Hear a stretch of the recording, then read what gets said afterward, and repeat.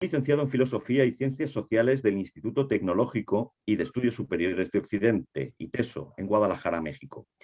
Es docente investigador del Instituto de Estudios Sociales y Culturales Pensar de la Pontificia Universidad Javeriana de Colombia y recibió en 2014 del Consejo Latinoamericano de Ciencias Sociales, CLACSO, el premio Jean-Claude Valleus, Haití, Derechos Humanos y Perspectivas Democráticas.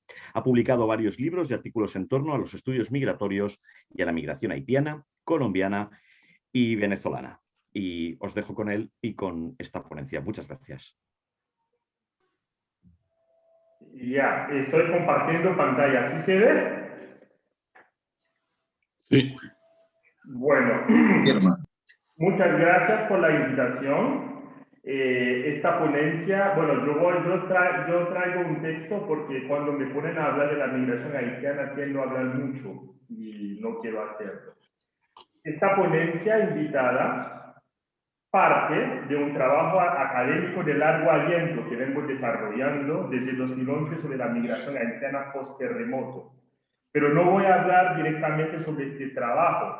Ahí ustedes pueden ver un poco las publicaciones que he tenido sobre este tema.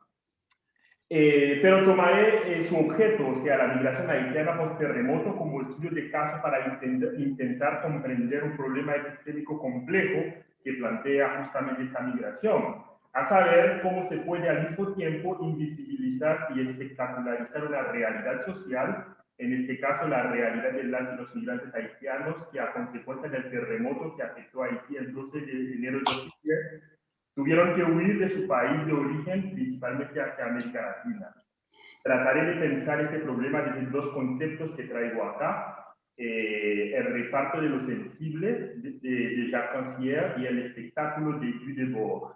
El objeto de mi ponencia consiste entonces en intentar responder a esta pregunta generadora, a saber, ¿con qué mecanismos epistémicos funciona la invisibilización de unas vidas negadas, en este caso, las vidas de esas personas migrantes haitianas en América Latina?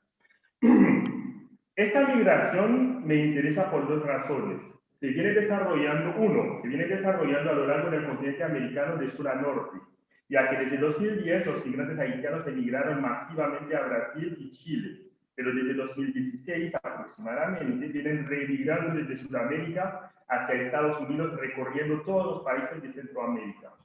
Las causas de esta reemigración de Sudamérica hacia Estados Unidos se deben, entre otras, a la crisis política y económica que se vive en Brasil tras la destitución de la expresidenta Dilma Rousseff en 2016 y a la llegada a la presidencia de Chile en marzo de 2018 de un antiinmigrante, Sebastián Piñera.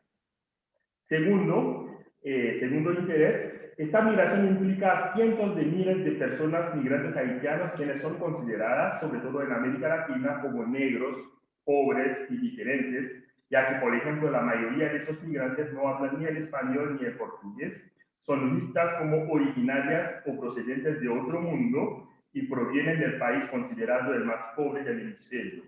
Mi hipótesis de trabajo en esta ponencia es que la construcción de esta alteridad radical de dichos migrantes en América Latina permite observar con relativa claridad algunos mecanismos epistémicos que se han utilizado para invisibilizar y espectacularizar la realidad de dichos migrantes y también para desprotegerlos. Para desarrollar de la mejor manera posible esta hipótesis de trabajo, divido mi ponencia en dos partes. No vamos a contar la introducción. En la primera explico la invisibilización y humanitarización espectacular de la migración haitiana post-terremoto, y en la segunda intento explicar los mecanismos epistémicos de ambas por medio de los conceptos de partage et sensible, el reparto de lo sensible de Jacques Rancière, y el espectáculo de Guy Debord. Bueno, uno, la invisibilización de la migración haitiana post-terremoto. Se trata de una migración que ya ha durado más de 10 años y no ha ocupado un lugar significativo en la agenda política de los países del continente americano que están implicados en ella, sea como países de origen, tránsito o destino, mucho menos en la agenda de la OEA, el ACNUR y la OIM. No solo Haití como país ha sido olvidado tras el terremoto que mató a más de 300.000 personas y empobreció más este país, también ha sido olvidada la migración de sus ciudadanos, migración que es producto de este desastre que exacerbó las condiciones de pobreza o de vida tremendamente fuerte en este país. Esta migración haitiana no se ha detenido ni siquiera por la pandemia del coronavirus. Por ejemplo, más de 1.000 haitianos llegaron a finales de abril de este año desde Centroamérica hacia la frontera sur de México. Actualmente habría 14.000 haitianos varados en esta frontera sur de México. Más de 4.000 haitianos siguen varados en la frontera norte de México en Tijuana, esperando poder ingresar a Estados Unidos como solicitantes de asilo. Hoy por hoy, con el endurecimiento de las políticas migratorias en América Latina, en los tiempos de la pandemia, en particular el cierre de fronteras, no sabemos las condiciones en que están viajando desde Brasil y Chile, pasando por Ecuador, Colombia y países centroamericanos. Además, son muy pocas las informaciones que tenemos al respecto. Por ejemplo, las últimas informaciones que recibimos hace poco tienen que ver con su paso de estos migrantes por Colombia, y en particular en la frontera de Colombia con Panamá. Se trata del Tapón del Darién, que es una selva tropical inhóspita, y los peligros para los que caminan ahí son mortales. Por ejemplo, hay ríos con fuertes corrientes, serpientes venenosas, jaguares, mosquitos, grupos armados y delincuentes. Se estima que desde abril de 2020 la pandemia ha atrapado ahí a alrededor de 2.000 migrantes. De estos habría más de 530 migrantes haitianos. En febrero de este año 2021 se informó de la presencia de un total de 1.200 migrantes en las playas de Lecoclí, que es en el Golfo de Urabá, es decir, en esta frontera de Panamá con Colombia. Bueno, justamente, pues, de estos migrantes, 1.200 migrantes, la mayoría son haitianos. Evidentemente, las pocas informaciones que se tienen de esta migración vienen de, uno, medios de comunicación, en particular los medios locales en México y en Colombia, por dar algún ejemplo, de organizaciones de derechos humanos que escriben informes y de un par de universidades que publican informes de investigación sobre esta situación. Realmente son fuentes de información que no logran realmente visibilizar la dura realidad que viven los migrantes haitianos en sus peligrosos tránsitos. La invisibilización de esta migración haitiana no es reciente, empezó desde el mismo momento en que ocurrió el terremoto. Tras la catástrofe se movilizó la comunidad internacional como en todas las catástrofes, pero después de 3 meses ya este país, Haití, cayó en la invisibilidad, así como la creciente migración de sus ciudadanos hacia Sudamérica. Por ejemplo, en esos dos cuadros, ustedes pueden ver, ¿no?, como en 2009 había nomás 470 haitianos en Chile, y en 2010 ya había 820, y en el 2011, solamente el primer semestre, había 669. Y ya a diciembre de 2019 ya hay 185.000 haitianos. Y algo parecido con Brasil. Casi no había ningún migrante haitiano en Brasil, casi, en 2010, pero ya en 2016 ya había como 85.000. Bueno, entonces, estas mismas personas migrantes haitianos erraron en la amplia geografía de Sudamérica. Estoy hablando de finales de 2010 y comienzos de 2012. Los haitianos erraron, ¿por qué? Porque casi todos querían ir a Guyana Francesa. Pero en septiembre de 2010, Francia cerró su frontera con Brasil. Y entonces los haitianos se fueron quedando en Brasil, que era hasta entonces un simple país de tránsito para ellos. La preparación de la Copa Mundial de Fútbol en 2014, si se acuerdan, y la necesidad de mano de obra para la construcción de las infraestructuras hicieron que Brasil los acogiera y empezara a regularizarlos, pero solo a partir del 12 de enero de 2012. Sin embargo, en el mientras tanto, es decir, entre 2010 y 2011, estos haitianos en Sudamérica se encontraron enfrentando serias crisis humanitarias en casi todas las fronteras de Brasil, en el Amazonas, en Tabatinga, en la zona Madre de Dios, en la frontera con Perú y en Acre, en la frontera con Bolivia. Pero me quiero ocupar de esta paradoja. Si bien esta migración haitiana post-terremoto ha sido invisibilizada, pero también se ha hecho ruido y mucho ruido internacionalmente sobre Haití, y la migración haitiana ha sido parte de esta especulación. Doy unos ejemplos. Luego del terremoto, la ONU llamó en febrero de 2010 a los estados y gobiernos del mundo a no repatriar a los haitianos, sino a facilitar la regularización migratoria de estos, debido a la crisis humanitaria. En América Latina, los países miembros de la UNASUR, que es la Unión de las Naciones Suramericanas, se reunieron en Quito el 9 de enero de 2010 para definir acciones de solidaridad y amistad con este país hermano devastado con el terremoto. Da la impresión de que se estableció todo un andamiaje institucional para atender la migración haitiana, pero veamos qué pasó en realidad. Efectivamente, en 2010, varios países de UNASUR, entre ellos Ecuador, Venezuela, Chile, México, México no, Brasil, tomaron medidas especiales. México también, pero no como país de UNASUR. Tomaron medidas especiales para facilitar la regularización de los haitianos en situación irregular en sus territorios. Casi todos los países optaron por regularizar de manera provisional a los haitianos, dándoles visas humanitarias a los haitianos que estuvieron en esos países antes del 12 de enero de 2010.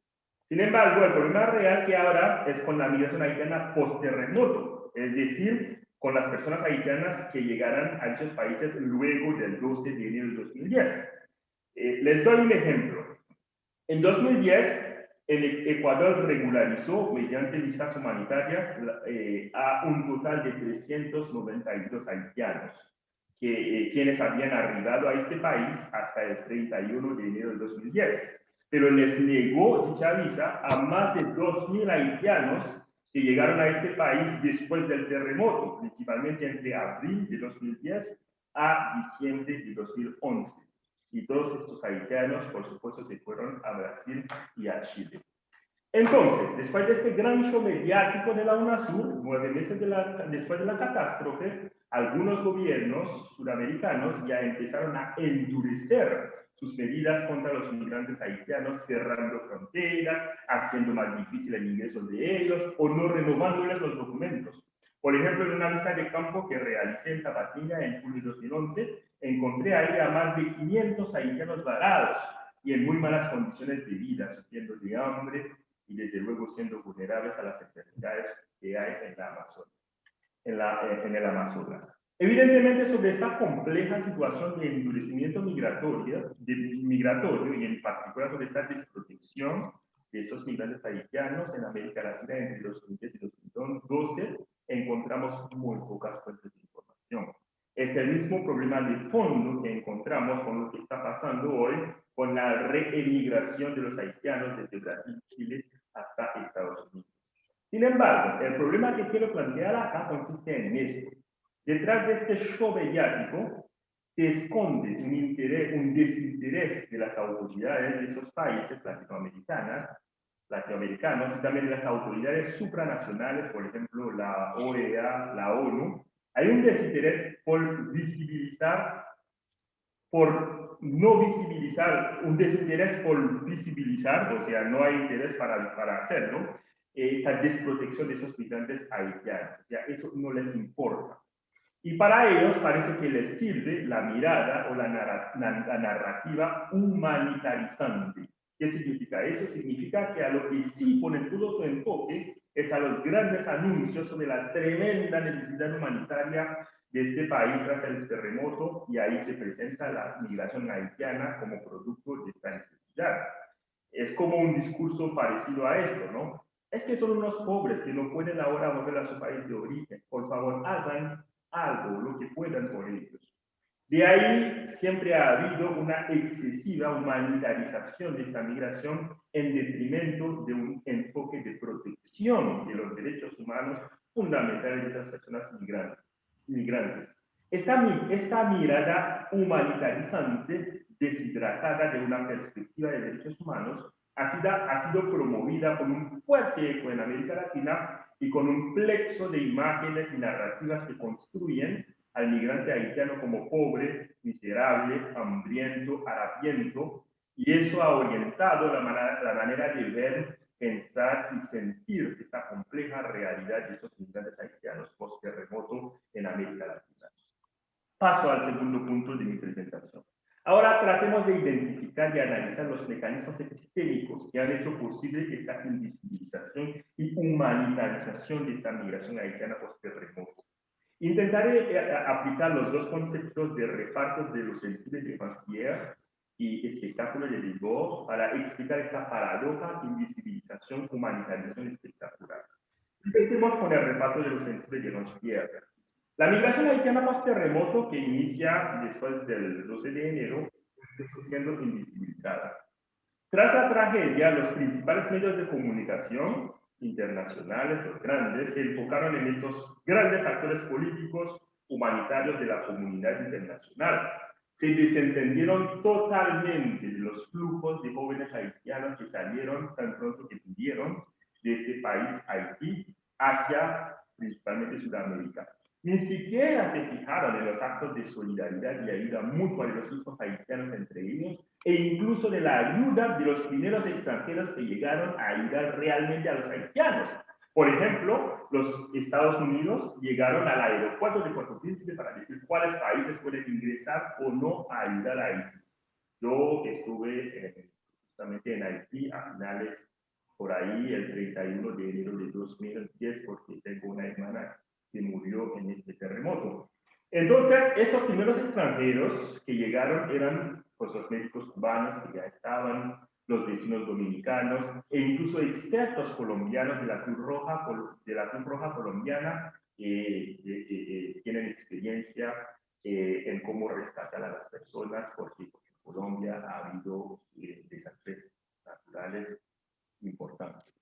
Evidentemente, la visibilización que había y sigue habiendo sobre Haití no es la de Haití, sino la de la llamada comunidad internacional, básicamente ONU, Estados Unidos, Europa, OEA, que ayuda a un país pobre donde la gente se pelea con un pedazo de pan y se mata entre ellos. Esta narrativa que cierta prensa privilegió, mostrando las escenas de combate en las filas donde entregan comida. En el lenguaje de Jacques Rancière, quienes han tenido la competencia, podemos decir, quienes han tenido la competencia para ser visibles en esta opinión pública internacional son quienes tienen el poder en y sobre Haití, y son también quienes orientan cómo se puede aprender la realidad de este país y qué es lo que se puede hacer. Es decir, son quienes dominan este reparto de lo visible. Es decir, son quienes tienen competencia para ver, ser vistas y hacer ver esta realidad. Es decir, son los que ocupan todo el espectro de la visibilidad. Eso significa que las voces de esos haitianos, no solamente dentro de Haití, con mayor razón fuera de Haití, por ejemplo, las voces de los mismos migrantes sobre su propia experiencia migratoria, no fueron escuchadas en América Latina. Evidentemente hubo unos cuantos reportajes sobre los migrantes haitianos en América Latina, pero casi todos vienen predeterminados por el enfoque humanitario.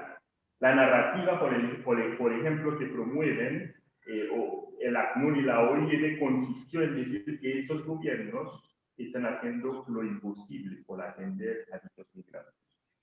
Es decir, que los más implicados en esta migración son quienes menos hablan y pueden hablar de su experiencia y de lo que quieren. Eso se explica en gran parte por este reparto de lo sensible en América Latina, en que los migrantes haitianos son unos impartes de este subcontinente, es decir, que en esta construcción humanitarizante a esos impartes les niega la competencia para hablar. El migrante haitiano es objeto de intervención y ya calladito. Evidentemente, el hecho de ser sin partes se explica a su vez por el hecho de ser unos sin lugar. Esos migrantes haitianos no son considerados como parte de América Latina. Se les niega el lugar ahí. Se les niega la visibilidad en el lugar ahí. Evidentemente ha habido gente que ha promovido otra narrativa del haitiano, por ejemplo, las organizaciones afro, algunos historiadores, algunas ciudades, por ejemplo, Cartagena, en Colombia, que van a decir que los haitianos son los fundadores históricos de la libertad de los negros en el mundo. Haití es la primera república negra del mundo y Haití ayudó a América Latina a liberarse de España en el siglo XIX. Pero al final de cuentas la narrativa que se va a privilegiar es esta construcción fantasmal del haitiano, construcción que impide verlo como un ser real. Su existencia real está puesta entre paréntesis en este lugar. Mucho menos se le va a ver como un ser humano, es decir, como un sujeto dotado de voz propia, de sueños, de esperanzas, de derechos, dignidad, etc. Ahora paso a la segunda explicación desde la teoría del espectáculo y con eso termino. Podemos decir también que esos fantasmas haitianos empezaron a ser vistos desde 2010 en los espacios de la vida cotidiana y corriente en América Latina, en particular en Sudamérica, en sus barrios y en sus ciudades.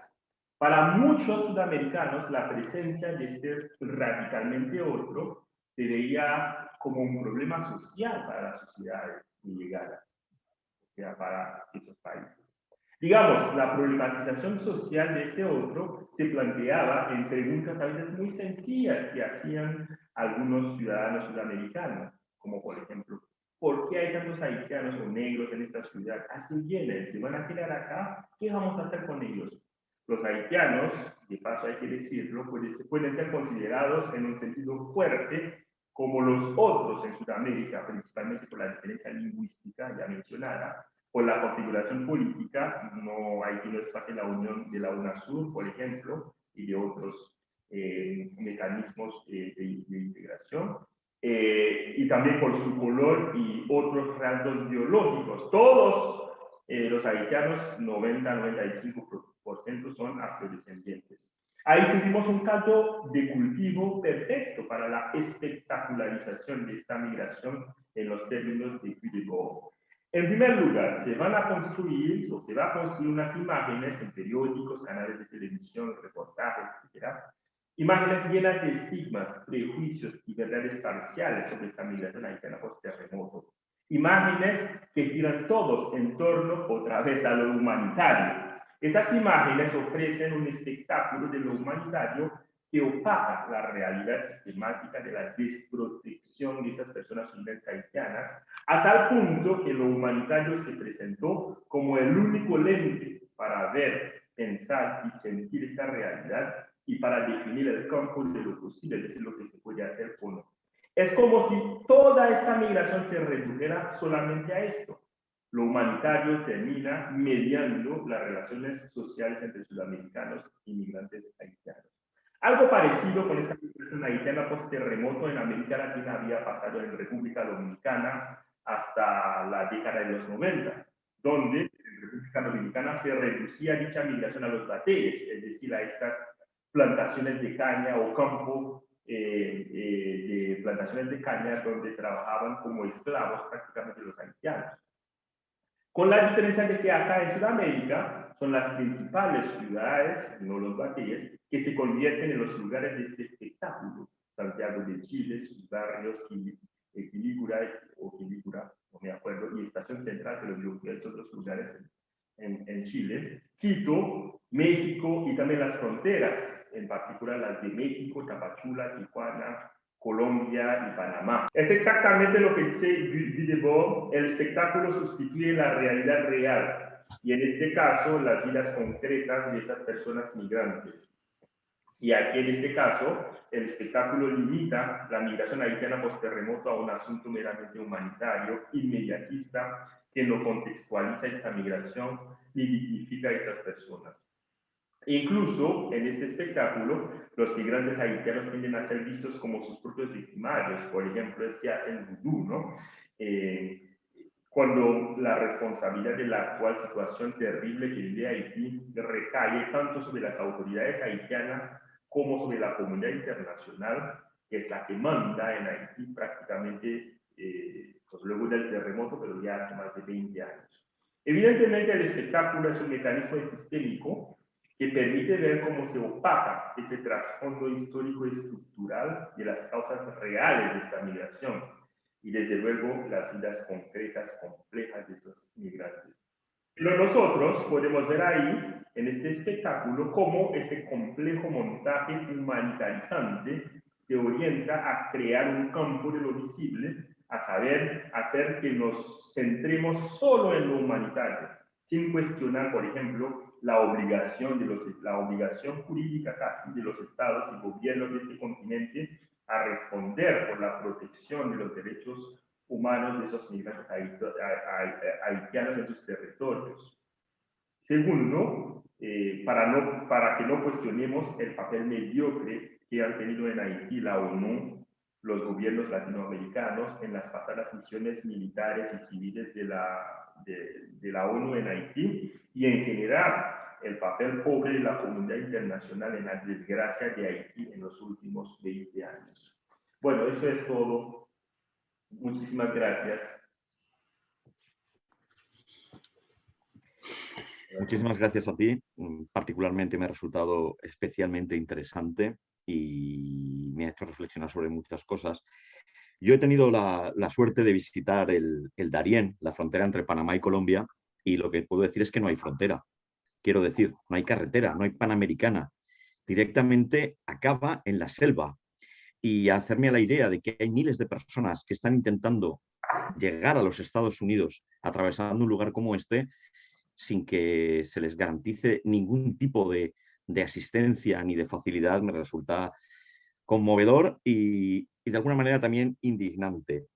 Y evidentemente creo que la relevancia de las instituciones internacionales en América Latina y en el caso de Haití es sangrante la falta de capacidad o de voluntad, que es todavía peor, de algunas de estas instituciones. También me han sorprendido mucho los números que has dado en cuanto a que hay ya 185.000 haitianos en Chile en 2019.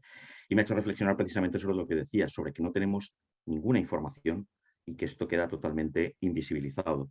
Y lo que has explicado muy bien, la paradoja de que por un lado estén totalmente invisibilizados para algunas cosas y por otra parte se espectacularice y se intente aquietar conciencias occidentales con cierto intervencionismo humanitario que realmente luego tiene un resultado más bien escaso en la vida de las personas, que es lo que nos debería de contar.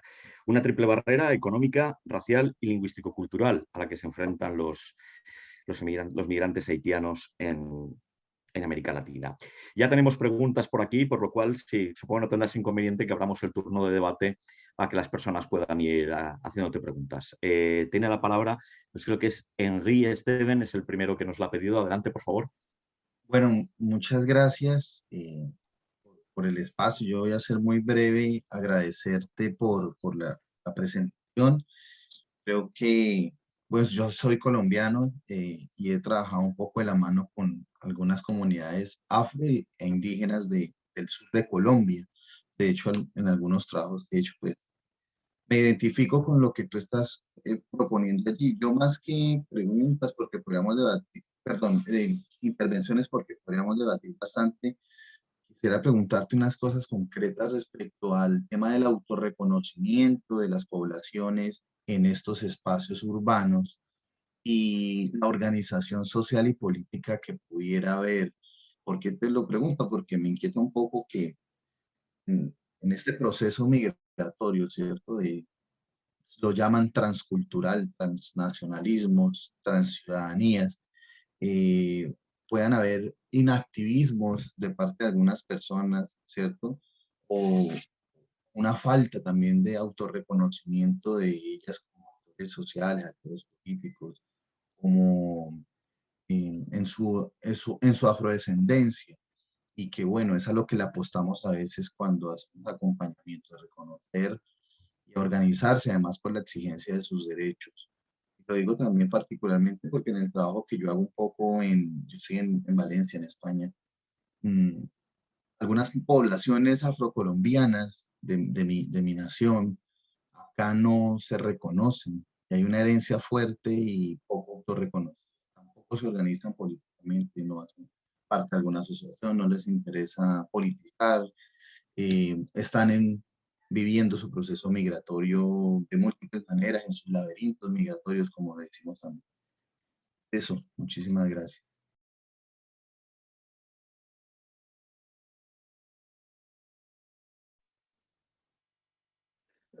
Muchas gracias, Henry, por el comentario y por la pregunta. Concretamente, ya que quieres respuestas concretas, los haitianos, por ejemplo, que han recorrido, que han pasado por territorios colombianos, hay un lugar, Turbo, que está justamente en la frontera entre Colombia y Panamá. Pues es una comunidad colombiana pobre, ¿no? Es una comunidad de negros también. Y resulta que ahí es uno de los pocos lugares donde los haitianos han encontrado mucha hospitalidad, ¿sí? Y eso los pobladores afrodescendientes de Turbo lo han hecho incluso enfrentando al Estado colombiano. Por ejemplo, Migración Colombia les decía a ellos que no deben de atender a los migrantes que pasan por ahí, porque justamente lo que quiere Colombia es que estos migrantes vayan lo más rápido posible. Y en cambio, esta comunidad pues justamente hizo todo lo contrario y hubo muchas amenazas porque Migración Colombia decía que si persisten lo que va a hacer es arrestarlos, porque lo que están haciendo es colaborar con el tráfico ilegal de migrantes, quién sabe qué más. Entonces, yo creo que eso es algo que estoy trabajando con los colegas en Canadá, el tema de la hospitalidad. Pues, ver cómo una gente pobre, una gente excluida, afrodescendiente, justamente entienden el valor de la hospitalidad y se animan a hacerlo, desafiando su estado y desafiando también los grupos delincuentes. Como tú sabes, en esta zona está muy fuerte, hay muchos grupos de delincuentes, ¿no? Que arman todo el tema del tráfico de drogas y todo eso, ¿no? Entonces, un poco esto te lo aporto como elemento, ¿no?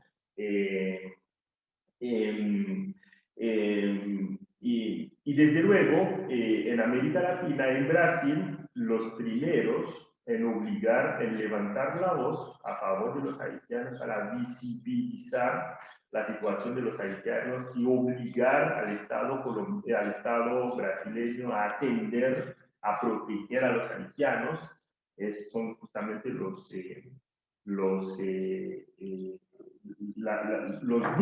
de las organizaciones de afro-brasileños, ¿sí? Lo mismo en Colombia. En Colombia yo estuve como al frente de un foro internacional de la migración haitiana y Cartagena, ahí la Universidad de Cartagena, la Universidad del Estado de Cartagena, no, aquí nosotros en Cartagena queremos hacerlo porque tenemos una deuda histórica con Haití.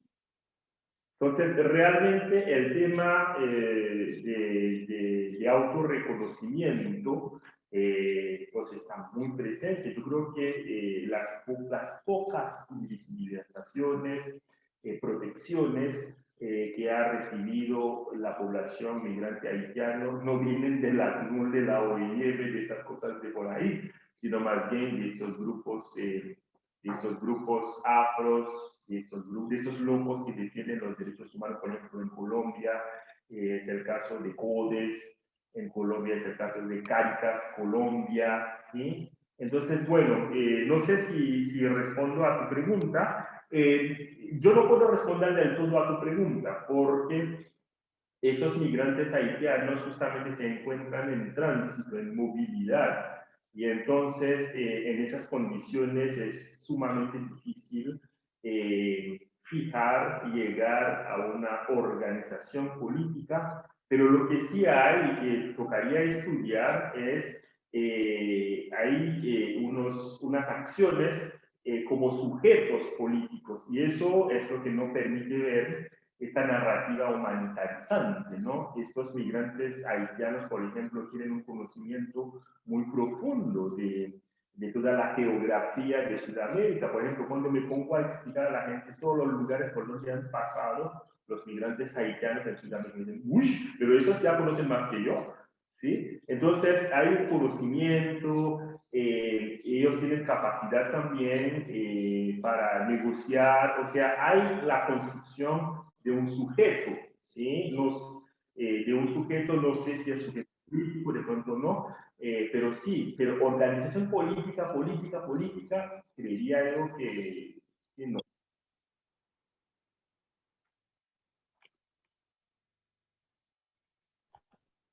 Muy bien, continuamos con el turno de comentarios y de palabras. Si alguien más quiere hacerlo, pues es su momento.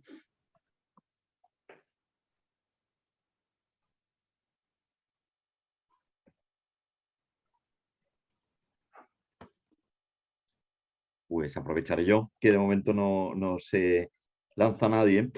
Y quería preguntarte si crees que más allá es decir, al final esto, por lo que estabas comentando, la solidaridad no se está dando entre organizaciones, sino que son grupos humanos de manera horizontal y de manera libre los que ofrecen sobre el terreno esos espacios de solidaridad y de ayuda y de ayuda mutua. ¿Esto crees que debería de ser el nuevo eje que debería de potenciarse para salir de esta perspectiva que nos comentabas? Es decir, ¿sería más efectivo que se apoyara a estas personas que ya están trabajando directamente para ayudar a las personas migrantes? ¿Sería más efectivo incidir en eso que volver a crear grandes planes macronacionales y las típicas intervenciones que se hacen desde OEA o desde Naciones Unidas? Muy compleja la pregunta. Yo tampoco quiero romantizar eso, ¿sí? O sea, en el mundo de la vida cotidiana, vamos a decirlo así, encontramos lo que yo llamo texturas de solidaridad, de hospitalidad. Y eso no es solamente con el caso de la migración haitiana, es con el caso de, los migrantes, de la migración venezolana, donde uno encuentra más expresiones de solidaridad por parte de campesinos, por ejemplo, que por parte de gente de la ciudad, ¿sí? Encuentras más hospitalidad por parte de gente pobre que no tiene, que por parte de gente que sí quiere, ¿no? Entonces, hay como texturas de hospitalidad, estoy de acuerdo contigo en esos espacios, en esas comunidades, pero también hay hostilidad, por ejemplo, el racismo en América Latina, que me corrijan los colegas que son colombianos como yo, pues el racismo no es solamente una cosa de las clases altas, o sea, es una cosa que permea también los tejidos y los migrantes haitianos, venezolanos, pero hoy nos vamos a enfocar a los haitianos, han sido víctimas de esas expresiones racistas, desde luego, en estos espacios también. O sea, no podemos homogeneizar, pero sí estoy muy de acuerdo contigo y yo voy muy lejos de que el ACNUR, la OIM, la ONU no ha servido. No ha servido y yo creía es porque no han querido. Por ejemplo, en el caso de los venezolanos, la migración venezolana empezó fuertemente desde agosto de 2015. Por ejemplo, hay más de 5 millones y pico de venezolanos que han salido de su país. Pero ya desde 2018, la ONU y la ONU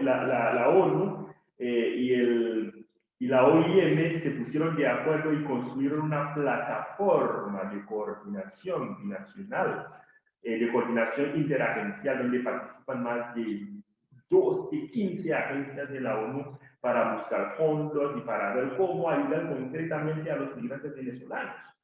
Y en cambio, en el caso de los haitianos, pues ya vamos ya con 10 años de migración haitiana post-terremoto, y no ha habido ninguna, prácticamente los haitianos están solos, ¿no? Sobre todo en esta remigración desde Brasil y Chile hasta Estados Unidos. Entonces, yo creo que pues no hay el interés, no hay la voluntad, y lo que me llama mucho la atención, Santiago, en eso es que en el caso de Venezuela, pues es un país autónomo. Maduro hace y deshace, uno puede estar de acuerdo o no con él, pero él hace y deshace. Pero Haití es un país prácticamente ocupado por la ONU, por Estados Unidos, Francia, Canadá, Alemania, España, todos esos países que están en el COGU. Es decir, desde hace 20 años son los que hacen y deshacen. O sea, el desastre de Haití, ellos también son responsables de esto. Y encima de eso no les importa la migración, que es desde luego una consecuencia de eso. Creo que esto sería mi respuesta, ¿no? De que por el lado de estas organizaciones supranacionales no hay voluntad, no hay interés, y por el lado pues, del mundo de la vida, vamos a decirlo así, por supuesto que sí, hay texturas de hospitalidad en algunas comunidades. Puse el ejemplo de la frontera de Turbo, pero puede haber muchos más ejemplos que yo he visto también. Y por supuesto que sí, pero eso ya toma una logística, un diseño pues muy complicado, muy complejo, porque pues sería un nuevo modelo, pero valdría la pena explorar este modelo pues con todas las precauciones que yo acabo de decir. Continuamos porque ahora vuelve a haber más peticiones de palabra. Luis, por favor. ¿Se me oye? Perfecto. Bien. Muy bien, no voy a hacer preguntas, solo un comentario.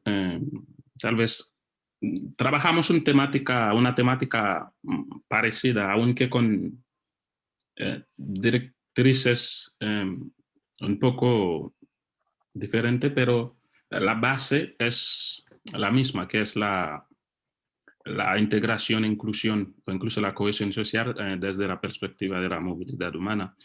Algo que es una opinión, no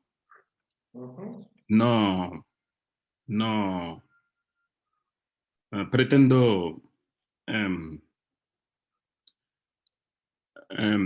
objetivizarlo, pero algo que personalmente llegado a concluir es que la aceptación del otro, de la otra, es decir, del forasteo, del foráneo, del inmigrante, de la otra persona, no es algo tan...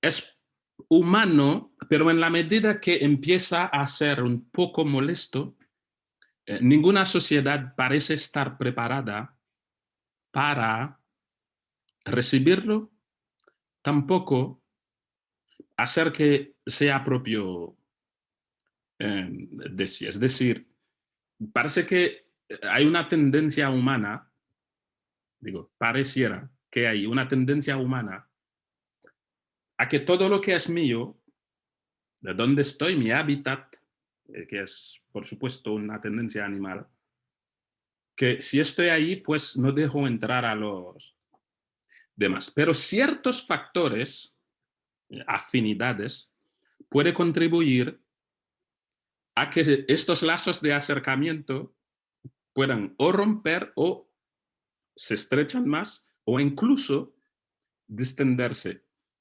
Llegamos, por ejemplo, a los factores de integración o inclusión que llegan siendo varios o múltiples. Por ejemplo, esta mañana hablaba incluso del apellido, pero está el factor de de lengua. La lengua es un factor muy importante en estos elementos. El color también es otro factor de los muy determinante en esto. También la procedencia, de dónde venimos. Cuando hablo en este sentido, por ejemplo, no es igual la migración, para no tomar el mismo caso de Haití, por ejemplo, la migración de Argelia, por ejemplo, en Francia, que la migración norteamericana en ese mismo país, o la migración del Sudáfrica a Inglaterra, que la nigeriana. Hay diferentes factores que entran en ese proceso de integración, aceptación e inclusión, y desde luego la cohesión. Lo que pienso, admitiendo que es un tema sumamente compleja, muy complejo, hay trabajos que se puede hacer para no solamente acortar estas distancias, pero también dinamizar estos procesos de dinamización. Y ahí está también el factor comunicativo, donde si hay un lenguaje favorable a ello, es decir, que realmente visibiliza estos elementos integrativos e inclusivos para que se acorta estas distancias, estas brechas que nos separan, creo que en cualquier caso se puede llegar a un elemento, una alternativa de solución. Pero admito y reconozco que es un tema bastante complejo en el que entran muchos factores y dimensiones desde lo sociocultural, político, económico, mediático, entre otros, pues que inciden en estas contradicciones que molestan, diría, y que no son saludables a la salud intercultural. Muy de acuerdo contigo, pero a mí me parece que lo que estoy viendo, pues no es mi tema de trabajo, estoy tratando de ahondar un poco en esto de que llegó Jacques Rancière. Me parece a mí que ellos ponen el dedo sobre un asunto clave, que son los mecanismos epistémicos. O sea, el lenguaje es importante, y hay otra cosa también que es importante, que es cómo construyes al otro, ¿sí? Cómo aprendes al otro. Y justamente hay un orden del mundo, una visión del mundo que te pone las formas a priori, las imágenes, o sea, las claves, que te dice así es como tienes que pensar, que ver, que sentir al otro. Y entonces yo creo que eso determina gran parte. Por ejemplo, en el caso de la migración colombiana, que he trabajado mucho varias veces en Ecuador, uno encuentra una monjita muy buena onda, santa, pero que sale con esos comentarios de que, pues sí queremos ayudar a los colombianos, pero la verdad es que pues, todos son como delincuentes. Pues yo trabajé para una organización internacional, el Servicio Jesuita de Refugiados. La misma directora del servicio en Panamá me dijo, ¿qué pasa? Es que pues aquí trabajamos con colombianos, pero las mujeres son prostitutas. Ahí sí me enojé. Yo le dije, pero fuimos a visitar a unas refugiadas colombianas y vimos ahí a unas niñas.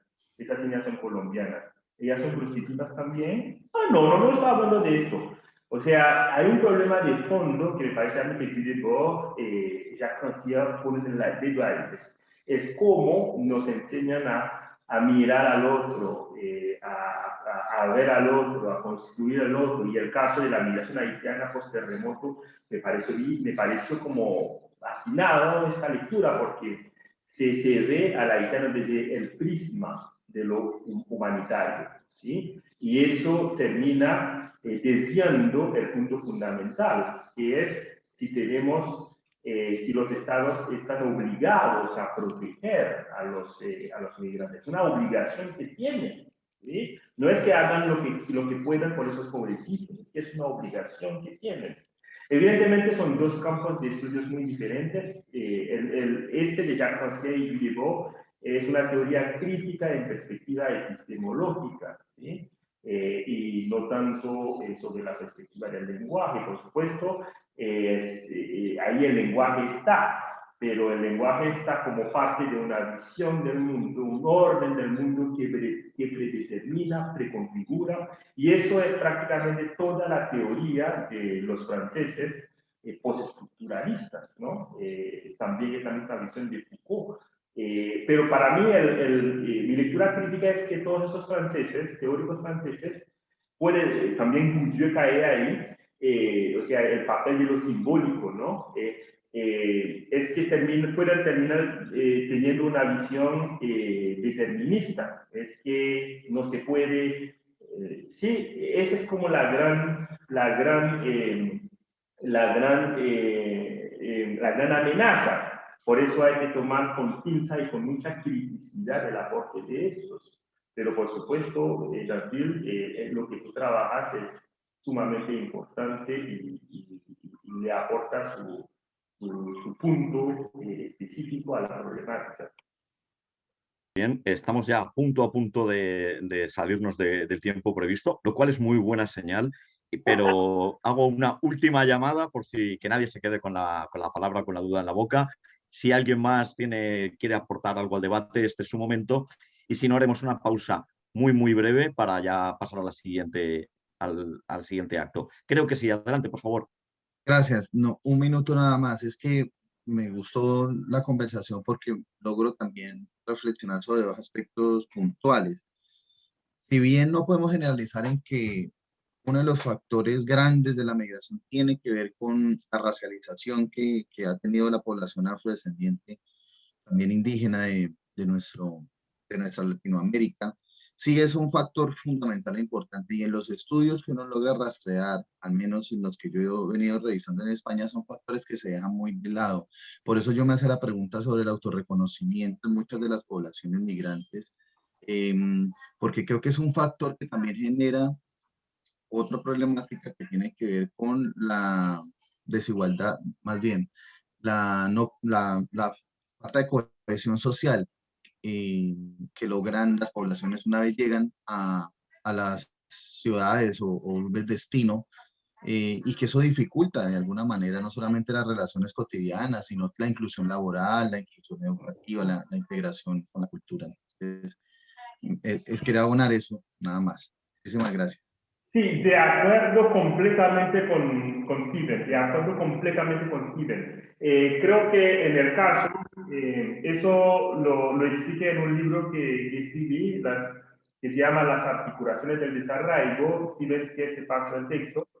Es eso que explico, ¿no? Que, por ejemplo, en Colombia, por dar un ejemplo concreto, los indígenas, los negros, cuando son obligados a desplazarse de sus comunidades hacia las ciudades por el conflicto armado, pues ahí no es simplemente un desplazamiento geográfico, es prácticamente ellos pierden su mundo. Por eso ahí hay que hacer otra lectura, ¿no? Que es una lectura de la sociología del desarraigo que aportó Bourdieu, ¿no? Que hay que entender. Y es por eso que la Corte Constitucional colombiana dice que los migrantes, los desplazados forzados internos de comunidades afro y de comunidades indígenas, el Estado colombiano tiene que tomar en cuenta este desarraigo porque en su caso de ellos no es solamente un simple desplazamiento, es que hay un riesgo no solamente de exclusión, de discriminación, sino también de perder sus culturas, pues de estructurarse. Y con eso termino, y eso es uno de los grandes temas que tenemos los negros en el continente americano. Hasta ahora seguimos sufriendo ese desarraigo tan brutal que tuvieron nuestros ancestros desde África, y eso se refleja de una manera terriblemente fuerte en Estados Unidos, pero también en Colombia, o sea, seguimos siendo extranjeros, los negros, en nuestra propia tierra. Muy bien, pues quiero darle las gracias a Juliet Zunluidor por esta excelente intervención, y también al resto de personas que han contribuido en el debate, que realmente ha sido muy interesante y ha sido un placer poderlo moderar. Ahora, si les parece bien, pido disculpas y permiso al siguiente grupo de ponentes. Haremos una breve pausa de aproximadamente 5 minutos y continuaremos con lo que teníamos programado para nuestro congreso. Muchísimas gracias a todos.